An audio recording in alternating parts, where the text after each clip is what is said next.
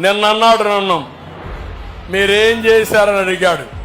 నేను చెప్తున్నా, జగన్మోహన్ రెడ్డి, సైకో జగన్మోహన్ రెడ్డి, నీకు తెలియదు. నువ్వు బచ్చాగా ఉన్నప్పుడు గోళీలు ఆడుకుంటా ఉన్నప్పుడు నేను ముఖ్యమంత్రి అయ్యా. మీ నాన్న కంటే ముందే నేను ముఖ్యమంత్రి అయ్యా. ఒకసారి చరిత్ర తిరగరాయి. సమైక్య ఆంధ్రప్రదేశ్ లో కానీ ఈ రాష్ట్రంలో కానీ ఏదైనా అభివృద్ధి అయిందంటే అది తెలుగుదేశం హయాంలో అవునా కాదా అని మిమ్మల్ని అడుగుతున్నా.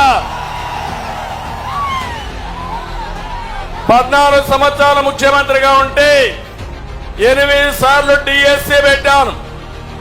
మన నాయకుడు నందమూరి తారక రామారావు గారు 3 సార్లు పెట్టాడు. తెలుగుదేశం హయాంలో 11 సార్లు డిఎస్సీలు పెట్టాం. నేను అడుగుతున్నా, నువ్వు 5 ఏళ్లు ఉన్నావు దిక్కుమాలోడివి, ఎన్నిసార్లు డిఎస్సీలు పెట్టాడు తమ్ముళ్ళు?